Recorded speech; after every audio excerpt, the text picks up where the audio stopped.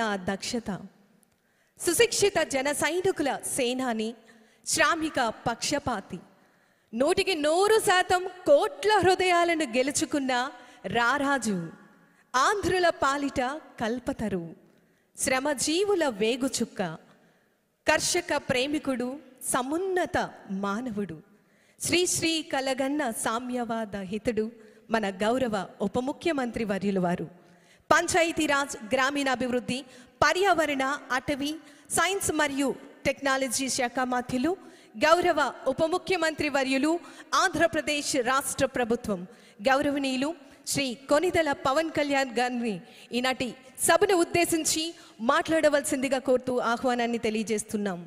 ఆంధ్రప్రదేశ్ గౌరవ ఉప ముఖ్యమంత్రి వర్యులు, పంచాయతీరాజ్, గ్రామీణాభివృద్ధి, పర్యావరణ, అటవీ, సైన్స్ మరియు టెక్నాలజీ శాఖ మంత్రులు.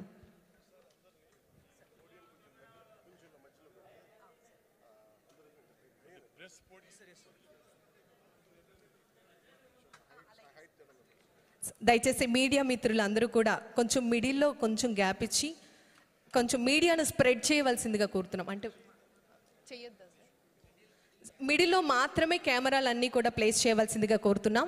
దయచేసి మీడియా మిత్రులందరూ కూడా దయచేసి గమనించాలి.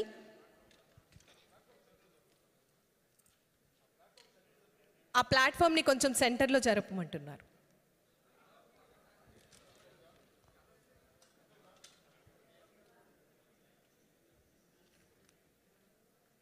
ఉపాధి శ్రామికులతో ఆత్మీయ కలయిక, గౌరవ ఆంధ్రప్రదేశ్ రాష్ట్ర ఉప ముఖ్యమంత్రి వర్యులు, పంచాయతీరాజ్, గ్రామీణాభివృద్ధి, పర్యావరణ, అటవీ, సైన్స్ మరియు టెక్నాలజీ శాఖ మంత్రులు గౌరవనీయులు శ్రీ కొనిదెల పవన్ కళ్యాణ్ గారు వారిని ఈనాటి కార్యక్రమాన్ని ఉద్దేశించి మాట్లాడవలసిందిగా మీ అందరి కరతాళ ధ్వనుల మధ్య వారికి సాదర స్వాగతం, సుస్వాగతం తెలియజేస్తూ ఆహ్వానాన్ని తెలియజేస్తూ ఉన్నాం.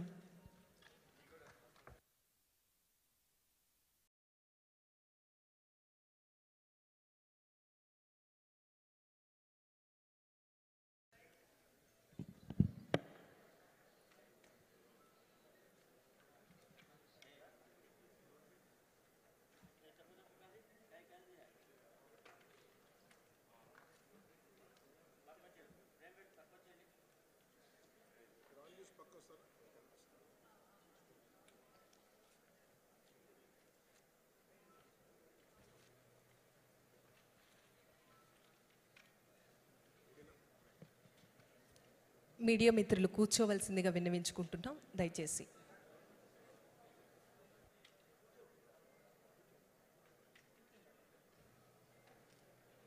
మీడియా మిత్రులు దయచేసి కూర్చోవలసిందిగా విన్నవించుకుంటున్నాం.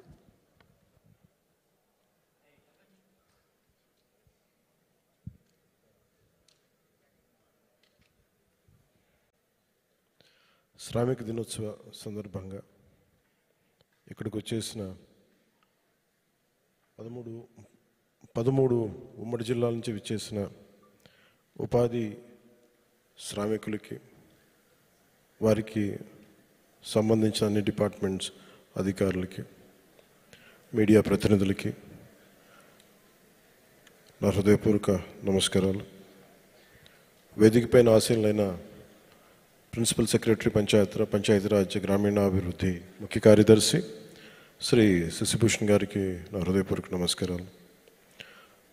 కమిషనర్ పంచాయతీరాజ్ మరియు గ్రామీణాభివృద్ధి శ్రీ కృష్ణతేజ గారికి, శ్రీ షణ్ముఖ్ కుమార్ గారికి, ఐఎఫ్ఎస్ డైరెక్టర్, జాతీయ నరేగా డైరెక్టర్, శ్రీ శ్రీకాంత్ గారు డైరెక్టర్ సోషల్ ఆడిట్, పంచాయతీరాజ్ మరియు గ్రామీణాభివృద్ధి శాఖ అధికారులు, మిగతా ఉన్నతాధికారులందరికీ కూడా పేరు పేరున నా హృదయపూర్వక నమస్కారాలు. మరోమారు అందరికీ మేడే సందర్భంగా మీ అందరికీ మేడే శుభాకాంక్షలు తెలియజేసుకుంటూ ఉన్నాను. మీ అందరి మాటలు వింటూ ఉంటే చాలా ఆనందం కలిగించింది.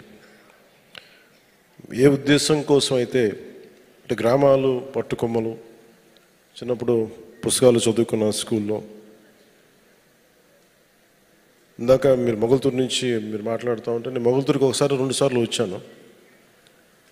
నేను పుట్టింది మన గుంటూరు జిల్లా బాపట్లో పుట్టాను. మొగల్తూరుకి అయితే ఒకసారి 2 సార్లు వచ్చినట్టు గుర్తు నాకు చిన్నప్పుడు. గ్రామం నాకు చిన్నప్పుడు ఉన్న 2 ఎకరాల పొలం అమ్మేసుకున్నాం, అంత 3 ఎకరాలు ఉండేది, అది అమ్మేసుకున్నాం, అది ఇబ్బందులతోటి. సో నాకు ఎందుకు పల్లెటూళ్ళ మీద చాలా విపరీతమైన మమకారం, నాకు మామూలు ఇష్టం కాదు. నాకు గ్రామాలు బాగుండాలని నిరంతరం ఆకాంక్షించేవాడిని. అందుకే నేను ఒక 8 ఎకరాలు ఎప్పుడు ఒక పొలం కొనుక్కాను చాలా సంవత్సరాల క్రితం, దాదాపు ఒక 25 సంవత్సరాల క్రితం అనుకుంటాను.